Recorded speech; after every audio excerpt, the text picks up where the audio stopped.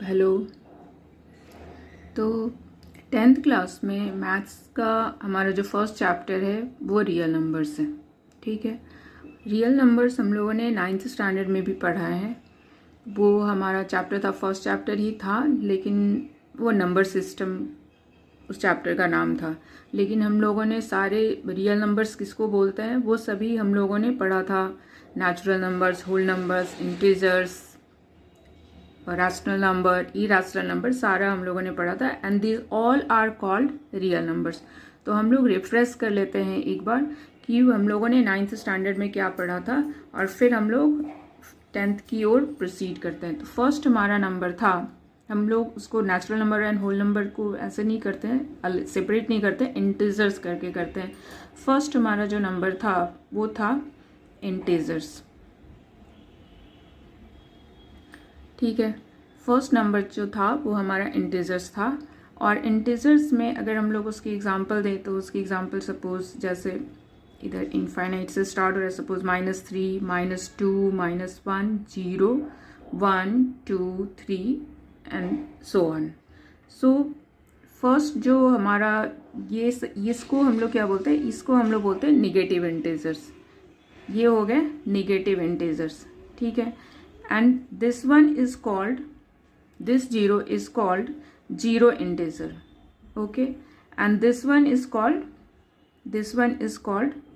positive integers. ठीक है, इसको हम लोग पॉजिटिव इंटीजर्स बोलते हैं।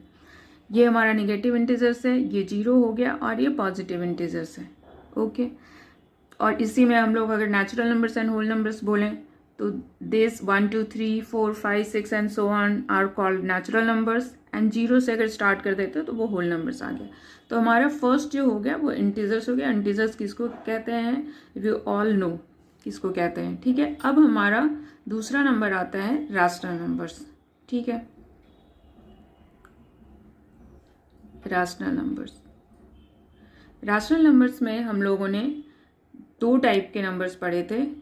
जैसे कि जिस नंबर को हम लोग डेसिमल में टर्म, जिसकी कि अगर हम लोग डेसिमल एक्सपेंशन करें तो वो टर्मिनेट कर जाए, तो हम लोग उसको बोलते हैं टर्मिनेटिंग रैशनल नंबर्स। ओके, उसको हम लोग बोलते हैं टर्मिनेटिंग रैशनल नंबर्स। और जिसका कि डेसिमल एक्सपेंशन टर्मिनेट नहीं करता है, मीन्स कि वो अगर हम लोग डिवाइड करते हैं तो वो फर्दर डिवाइड होते जाता है, लेकिन कहीं ना कहीं जाकर वो रिपीट करता है, तो उसको हम लोग रेकरिंग बोलते हैं, रेकरिंग नंबर्स। ठीक है, and this recurring number is also called non terminating, क्योंकि वो टर्मिनेट कर रहा है, नहीं कर रहा है, तो उसको non terminating and non repeating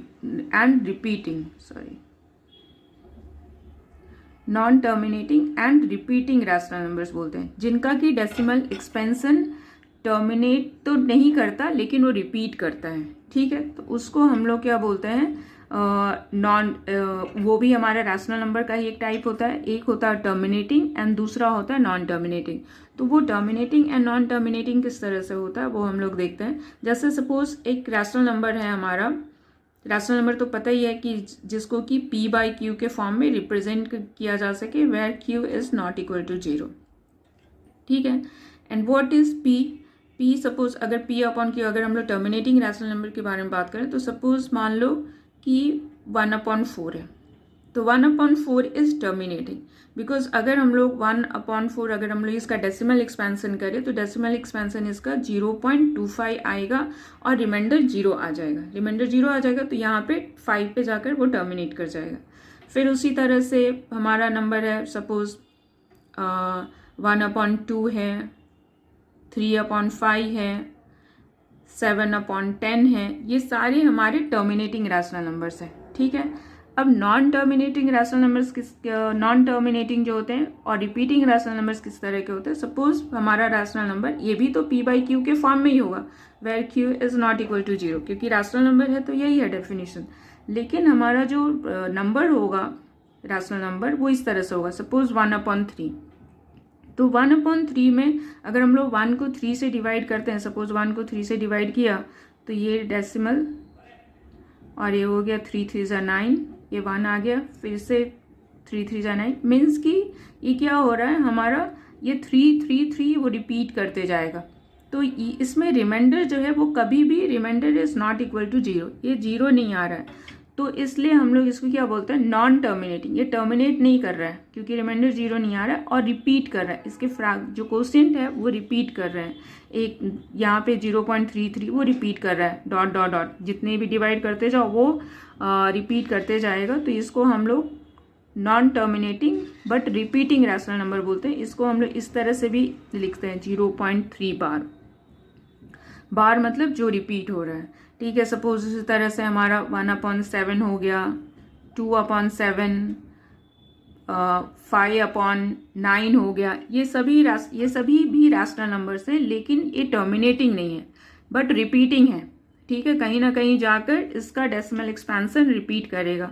तो रैशनल नंबर्स 2 टाइप के होते हैं, एक टर्मिनेटिंग रैशनल नंबर जिसके कि डेसिमल एक्सपेंशन टर्मिनेट कर जाते हैं डिवाइड करने पे, ठीक है, और दूसरे होते हैं non terminating and repeating rational number, जिसको कि हम लोग रेकरिंग नंबर्स भी बोलते हैं, जिसके कि डेसिमल एक्सपेंशन में वो नंबर्स जो होते हैं वो रिपीट नहीं करते, उसका रिमाइंडर 0 नहीं आता। इसमें कुछ ना कुछ तो हमेशा उसका रिमाइंडर आते ही रहेगा एंड वो रिपीट होते रहेगा। तो those are called non terminating and repeating rational numbers, ठीक है। तो ये हमारे हो गए रैशनल नंबर्स। एंड देन फिर ई रैशनल नंबर्स किसको बोलते हैं, ई रैशनल नंबर्स हो गए हमारे, ई रैशनल नंबर्स वो हो गए हमारा, फर्स्ट जो था वो इंटीजर था, सेकंड फर्स्ट हमारा इंटीजर था, ठीक है, first is integer, second is rational number जो हमारा है, and third is E rational numbers, ठीक है। ई रैशनल नंबर्स कौन कौन से होते हैं, तो जो हमारे रूट के फॉर्म में होते हैं, सपोज जैसे √3 हो गए, √5, √6, √11, ठीक है। और इसको हम लोग निगेटिव भी रख सकते हैं, ये सभी, जैसे -√6, √11 एंड सो ऑन। और उसी तरह पाई भी हमारा जो है एक इरेशनल नंबर है। तो ये सभी मिलाकर, ये जो तीनों नंबर्स हो गए, integers, rational numbers and irrational numbers, all are called real numbers. ये सारे नंबर्स को हम लोग क्या बोलते हैं, real numbers. Means √5 is also a real number, √5 is also a real number, -√6 is also a real number, 1/7 is also a real number, 0 is also a real number। तो ये सभी रियल नंबर्स हैं, ठीक है, जो कि हम लोगों ने 9th स्टैंडर्ड में पढ़ा था। अभी हम लोगों का 10th स्टैंडर्ड में जो पढ़ना है, अभी हम लोग स्टार्ट करते हैं कि क्या पढ़ना है। 10th में हम लोगों को रियल नंबर्स में 2 प्रॉपर्टीज़ के बारे में पढ़नी है। एंड द फर्स्ट प्रॉपर्टीज हम लोगों की है वो यूक्लिड डिवीजन एल्गोरिदम, ठीक है। ये हमारी फर्स्ट प्रॉपर्टी है, यूक्लिड डिवीजन एल्गोरिदम, ओके।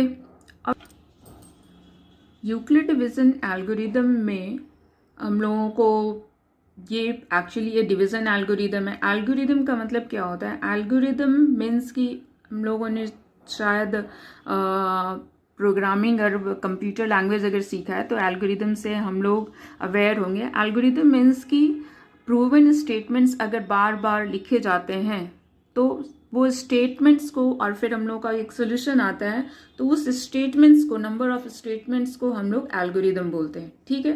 तो यूक्लिड एल्गोरिदम तो क्या हो गया, स्टेटमेंट्स बार बार रिपीट करना जब तक कि रिजल्ट ना आ जाए, ठीक है, वो हो गया एल्गोरिदम। एंड डिवीजन यहाँ पे है, तो डिवीजन मीन्स की जो हमारा यूक्लिड डिवीजन एल्गोरिदम जो प्रॉपर्टी है वो डिवीजन पे बेस्ड है, ठीक है। और इस डिवीजन इस प्रॉपर्टी के बेसिस पे हम लोग एक्चुअली जो 10th में सीखेंगे वो HCF फाइंड करना सीखेंगे। HCF जो कि हम लोगों ने पहले ही सीखा है, HCF कैसे फाइंड करते हैं, तो HCF फाइंड करना सीखेंगे इस डिवीजन एल्गोरिदम के बेसिस पे, ठीक है। और फिर दूसरे टाइप के क्वेश्चंस भी हम लोग करेंगे, यूक्लिड डिवीजन एल्गोरिदम किस तरह से होता है, दूसरे टाइप के क्वेश्चंस भी करेंगे। तो first one is Euclid's division algorithm, ठीक है। And the second one is fundamental theorem of arithmetic. Fundamental theorem of arithmetic. ठीक है, ये हमारा सेकंड है फंडामेंटल थ्योरम ऑफ अरिथमेटिक। तो इस जो फंडामेंटल थ्योरम ऑफ अरिथमेटिक से हम लोग क्या सीखेंगे, इस अरिथमेटिक जो हमारा जो प्रॉपर्टीज़ है, इस प्रॉपर्टी से हम लोग सीखते हैं कि हम लोगों ने 9th में सीखा कि √5 जो है वो इरेशनल नंबर है, √7 इरेशनल नंबर है। तो ये इरेशनल नंबर क्यों है उसको हम लोग प्रूव करेंगे, हम लोग उसका लॉजिक बताएंगे, लॉजिक निकालेंगे कि ये √5 इरेशनल नंबर क्यों है। ठीक है, तो ये फंडा और भी दूसरे टाइप के भी इसमें भी क्वेश्चन है, जैसे कि हम लोगों का 2/5 जो है, सपोज ये 5 तो बहुत कॉमन है, सपोज मान लो कि ये 155 है, 2/155 है। तो ये हमारा जो रैशनल नंबर है ये टर्मिनेटिंग होगा या नॉन टर्मिनेटिंग होगा, इस अरिथमेटिक के बेसिस पे, इसकी जो प्रॉपर्टीज है उसकी बेसिस पे हम लोग फाइंड कर सकते हैं। तो ये दो प्रॉपर्टीज हम लोगों को 10th में रियल नंबर्स में पढ़ना है। पहला तो है यूक्लिड डिवीजन एल्गोरिथम, जिसके बेसिस पे हम लोग HCF फाइंड करते हैं, एंड दूसरा है फंडामेंटल थ्योरम ऑफ अरिथमेटिक, जिसके बेसिस पे हम लोग दूसरे टाइप के क्वेश्चंस करते हैं। फॉर एग्जांपल वैसे ही हम बताया, जैसे रूट को प्रूव करना, रूट वाले नंबर्स क्यों इरेशनल क्यों हैं, और कौन से रैशनल नंबर्स टर्मिनेटिंग होंगे और नॉन टर्मिनेटिंग होंगे, ये भी हम लोग इस थ्योरम के बेसिस पे देखेंगे, मतलब इस चैप्टर में पढ़ेंगे। तो इस चैप्टर में हम लोगों को बस यही पढ़ना है, और इसमें ज़्यादा एक्सरसाइज भी नहीं है, लेकिन हम लोगों के क्वेश्चंस जो रहेंगे ये देखते हैं कि किस तरह से करते हैं। अभी पहले तो स्टेटमेंट समझते हैं कि यूक्लिड डिवीजन, हम लोग इस यूक्लिड डिवीजन एल्गोरिदम किसको बोलते हैं, और फिर उसके बेसिस पे हम लोग सम करते हैं। तो हमारा जो फर्स्ट जो प्रॉपर्टी था वो था यूक्लिड डिवीजन एल्गोरिदम, हम लोगों ने लिखा था, वो हम लोग फर्स्ट प्रॉपर्टीज है। हम लोग यहाँ पे स्टेटमेंट है, तो स्टेटमेंट को लिखते हैं लीमा। लीमा और कुछ नहीं है, एक हम लोग इसको प्रूवन स्टेटमेंट को लीमा बोलते हैं। ठीक है, तो यूक्लिड डिवीजन लीमा, ये हमारी थ्योरम फर्स्ट है और प्रॉपर्टी फर्स्ट है, और इसके बेसिस पे ही हम लोग को HCF फाइंड करना है। तो ये स्टेटमेंट क्या है कि गिवन पॉजिटिव इंटीजर, से हमारे NCERT के बुक में दिया हुआ है, पेज नंबर 3 पे दिया हुआ है। तो ये स्टेटमेंट क्या है, given positive integers A and B। ठीक है, अगर कोई, और हम लोगों को यूक्लिड डिवीजन एल्गोरिदम जो पढ़ना है वो भी पॉजिटिव इंटीजर्स के लिए पढ़ना है, और फंडामेंटल थ्योरम जो पढ़ना है वो भी पॉजिटिव इंटीजर्स के लिए पढ़ना है।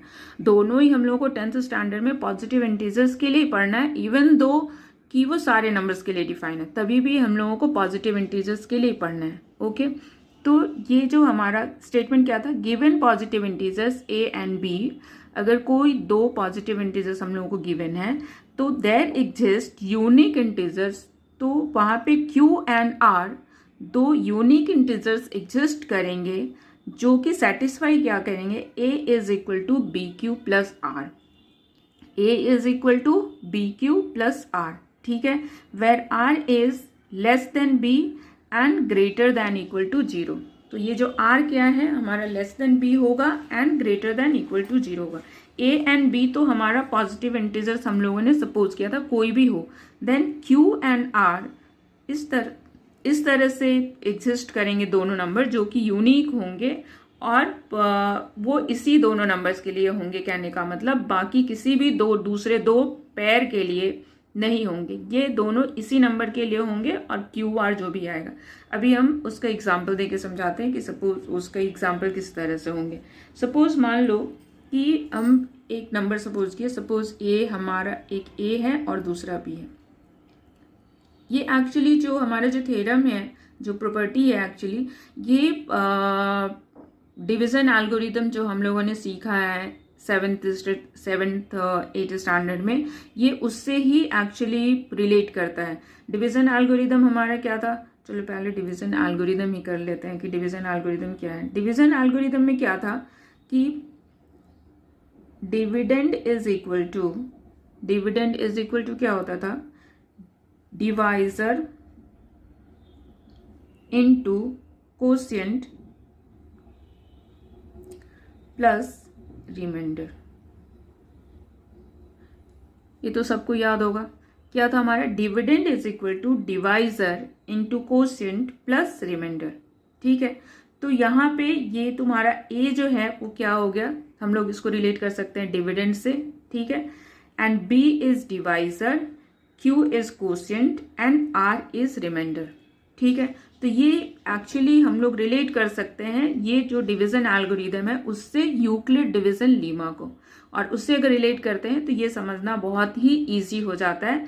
एंड रिमाइंडर, यहाँ पे रिमाइंडर जो आर है it will be less than B, तो हम लोगों को ये भी पता है B is what, B is divisor, B divisor है। हम लोगों को ये भी पता है कि जो रिमाइंडर होता है वो हमेशा डिवाइजर से कम ही होता है, हमेशा सपोज 5 से डिवाइड करें तो रिमाइंडर हमेशा लेस देन 5 होगा, मीन्स 0 1 2 3 4 ही होगा, 5 तो नहीं होगा। And it will be greater than और इक्वल टू 0, 0 भी हो सकता है, 1 2 3 4 तक हो सकता है अगर 5 से डिवाइड करते हैं। तो ये हमारा डिवीजन एल्गोरिदम है जिसको डिवीजन एल्गोरिदम से रिलेट करता है हमारे यूक्लिड डिवीजन लीमा। अब हम लोग एग्जाम्पल से एक और, अब ये जो एग्जाम्पल हम दे रहे हैं वो और ज़्यादा क्लियर होगा। सपोज ए एंड बी, यहाँ पे given positive integers A and B, हम लोग ने एक कोई भी दो पॉजिटिव इंटीजर्स सपोज कर लिया। सपोज एक नंबर हमारा 37 है एंड दूसरा, चलो इजी के लिए करने के लिए दूसरा बी सपोज नंबर कर लेते हैं हम लोग, बी जो है वो 5 है। ठीक है, अब इसके बाद में क्या होगा कि अगर हम लोग 37 को 5 से डिवाइड करते हैं, 37 को 5 से डिवाइड करते हैं तो क्या हो जाएगा, 5 7 जा 35। ठीक है, और हमारा रिमाइंडर 2 आ जाएगा। तो हम लोग जो डिवीजन एल्गोरिदम था उसके बेसिस पे हम लोग इसको किस तरह से लिख सकते हैं, 37 इज इक्वल टू, ठीक है, हम लोग डिवाइड किससे कर रहे हैं, 5 से कर रहे हैं, 5 इंटू 7 प्लस 2, हमारा रिमाइंडर 2 आया, 5 इंटू 7, 5 इंटू 7 प्लस 2। ठीक है, तो 37 is equal to 5 into 7 plus 2, क्या हो गया, 5 7 जा 35, 35 प्लस 2। तो ये हमारा जो स्टेटमेंट जो था डिवीजन एल्गोरिदम क्या था, डिवीजन एल्गोरिदम ये यूक्लिड डिवीजन लीमा क्या था, a is equal to b q plus r. A हमारा 37 था और बी हमारा 5 है, तो ए एंड बी अगर हम लोगों ने कोई भी दो नंबर पॉजिटिव इंटीजर सपोज कर लिया है तो ये हमारा क्यू एंड आर जो होगा वो हमेशा यूनिक होगा, और ये हम लोगों को पता ही है ये यूनिक ही होगा। 37 को अगर 5 से डिवाइड करते तो 5 इंटू 7 ही होगा और प्लस 2 होगा। ठीक है, और अगर हम लोग इस स्टेटमेंट को डिवाइड कर रहे हैं तो R is less than B, तो आर इज हमेशा यहाँ पे आर इज लेस देन 5 ही होगा। तो ये हमारा क्या हो गया, ये यूक्लिड डिवीजन लीमा है, इसको हम लोग लीमा बोलते हैं। ये स्टेटमेंट क्या है, इसको लीमा, एंड यूक्लिड ने इसको आइडेंटिफाई किया था, ये रूल दिया था, तो इसलिए हम लोग यूक्लिड डिवीजन लीमा बोलते हैं और ये डिवीजन से रिलेटेड है। तो ये तुम अभी समझ में आ गया होगा कि हम लोगों को ए क्या है, बी क्या है, एंड जो यूनिक नंबर जो क्यू एंड आर है वो किस तरह से आता है।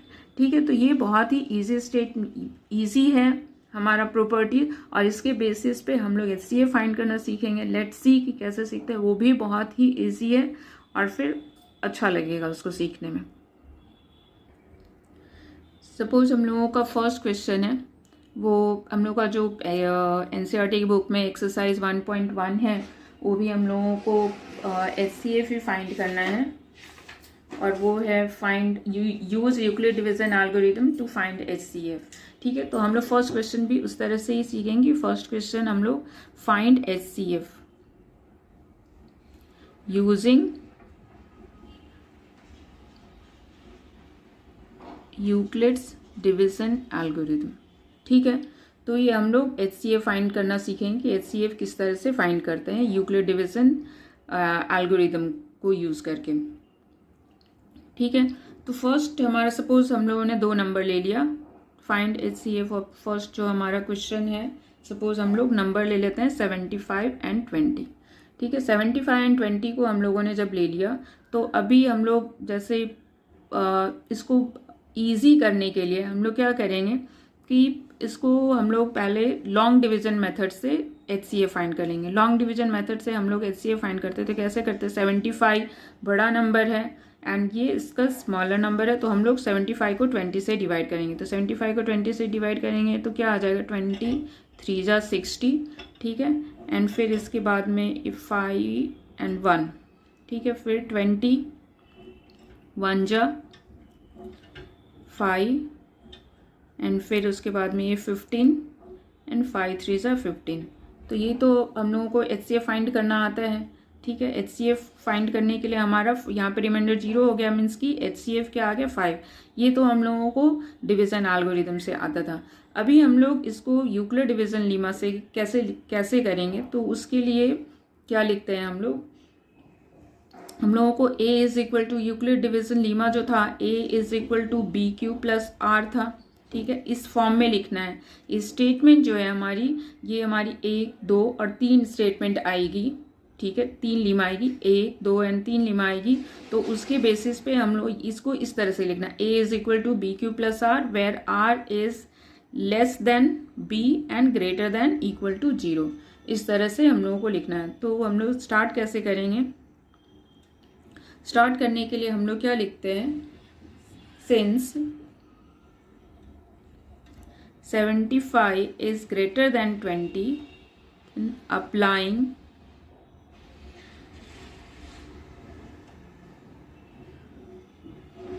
applying Euclid division lemma,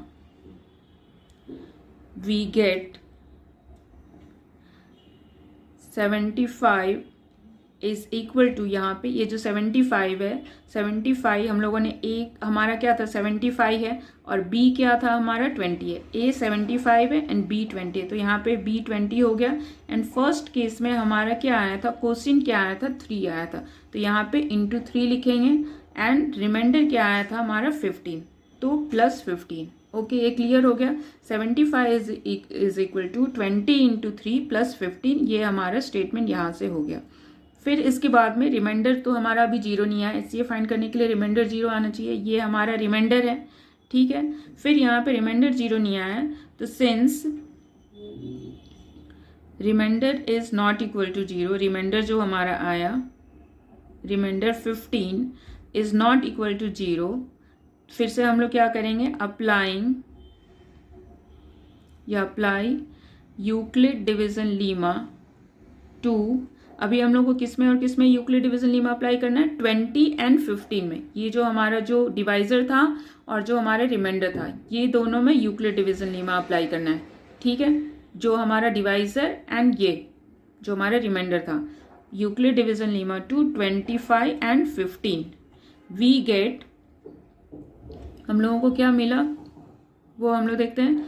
25 हम लोग ये किया तो 20 हमारा 15 एंड 20 में करना है हमारा, तो यहाँ पे हम लोग बड़े नंबर को लिखेंगे। 20 इज इक्वल टू क्या, 15 इंटू 1, ये दोनों को हमेशा मल्टीप्लाई करना है, ठीक है। और जिससे डिवाइड कर रहे हैं उसको हमेशा पहले लिखना है। हमारा 15 जो है वो डिवाइजर है, तो 15 इंटू 1, यहाँ पे 15 इंटू 1 प्लस 5, ठीक है। रिमाइंडर क्या आया हमारा 5 आया, ठीक है। यहाँ पे भी जैसे कि हमारा जो स्टेटमेंट भी था, A is equal to B Q plus R, means की जो डिवाइजर B क्या हमारा था डिवाइजर, तो B को हमेशा हम लोगों को फर्स्ट में लिखना है और उसके बाद में क्वोशिएंट को लिखना है और प्लस R। फिर इसके बाद में हम लोग सिंस वही रिमाइंडर 0 नहीं आया, फिर से हम लोगों को स्टेटमेंट अप्लाई करना पड़ेगा, तो फिर से लिखेंगे since remainder 5 is not equal to 0, apply Euclid division lemma to, अभी हम लोग को किस में अप्लाई करना है, यहाँ वाले में 15 एंड 5, और यहाँ पे भी तुम लोग 15 एंड 5 में करना है हम लोगों को। किस में करना है, 15 एंड 5 में करना है। एंड वी गेट 15 हमारा जो नंबर है वो लार्जर नंबर है, तो देन 15 इज इक्वल टू क्या लिखेंगे हमारे यहाँ पे, 15 is equal to 5 into 3 plus 0। 15 is equal to क्या लिखेंगे, 5 इंटू 3 प्लस 0, ठीक है। तो ये हमारा अब यहाँ पे क्लियर है यहाँ तक ना। 15 इज इक्वल टू 5, यहाँ पे भी हम लोगों ने डिवाइजर को पहले लिखा है, डिवाइजर इंटू 3 जो क्वोशिएंट था और प्लस 0। अब रिमाइंडर 0 आ गया तो हमारा बस यहाँ पे कंप्लीट हो गया। Since remainder is equal to 0, therefore HCF of क्या हो जाएगा, 75 एंड 20 इज इक्वल टू क्या आ गया हमारा, जो हमारा जो डिवाइजर होता है, जो लास्ट वाले केस में जो हमारा डिवाइजर है 5, वो हमारा HCF हो जाएगा। तो HCF ऑफ 75 एंड 20 इज 5। ठीक है, तो ये बहुत ही इजी था, स्टेटमेंट के फॉर्म में लिखना है। तो फर्स्ट स्टेटमेंट क्या था हमारा, यहाँ पे 3 टाइम्स में हम लोगों ने 3 टाइम्स डिवाइड किया है। इसका मतलब है कि 3 टाइम्स हमको स्टेटमेंट लिखना है। ठीक है, 3 टाइम्स स्टेटमेंट लिखना है और 3 टाइम्स में ही 0 आ रहा है, हम लोगों ने यहाँ पे डिवाइड किया। हम लोग डायरेक्टली अगर इस तरह से लिखते हैं तो डायरेक्टली लिखने पे बहुत बार नहीं पता चलता है बड़े बड़े नंबर में कि 75 जो बड़े नंबर में रहेगा तो किसको मल्टीप्लाई करो और प्लस क्या आएगा। तो इसलिए हम लोग एक बार डायरेक्टली लॉन्ग डिवीजन मेथड से हम लोग HCF फाइंड कर लेंगे और फिर उसके बाद में हम लोग स्टेटमेंट लिखेंगे। ठीक है, और ये चीज़ ध्यान रखना है कि A is equal to BQ plus R है। तो A and B, A dividend है, B डिवाइजर है। डिवाइजर को हम लोग फर्स्ट में लिखेंगे एंड उसके बाद में कोसेंट लिखेंगे एंड प्लस R। लास्ट में जो हमारा जो डिवाइजर जो होगा वही हमारा क्या होगा, HCF होगा। ठीक है, अब इसका एक और क्वेश्चन कर लेते हैं फिर और क्लियर हो जाएगा। अभी हम लोग एक और क्वेश्चन कर लेते हैं तो ये और ज़्यादा क्लियर हो जाएगा कि HCF कैसे फाइंड करते हैं, Euclid division algorithm means statement कैसे लिखते हैं। तो हम लोग 135 एंड 225 हमारा 2 नंबर्स है, मीन्स कि A एंड B है। तो A हमारा क्या हो जाएगा, हमेशा A जो है वो लार्जर नंबर ही रहेगा, means 225 is A is what 225 and B is 135। ठीक है, अब हम लोग इसको डिवाइड कर लेते हैं 225 एंड लिखने में, क्योंकि एल्गोरिदम लिखने में इजी हो जाएगा इसलिए डिवाइड करते हैं। तो ये 1 जा में जाएगा तो 135 0 9 135, ये भी 1 जा में जाएगा, यहाँ पे आ जाएगा हमारा 45। फिर इसके बाद में 90 एंड ये 2 जा में जाएगा, ये 90 हो गया हमारा, मीन्स कि HCF क्या आ गया हमारा 45 HCF आ गया। ठीक है, तो अब हम लोग यूक्लिड डिवीजन लीमा किस तरह से अप्लाई करेंगे। ठीक है, तो अभी क्या करते हैं, लिखने का तो वही मेथड है। तो हम लोग वैसे ही लिखेंगे since 225 is greater than 135 then applying Euclid division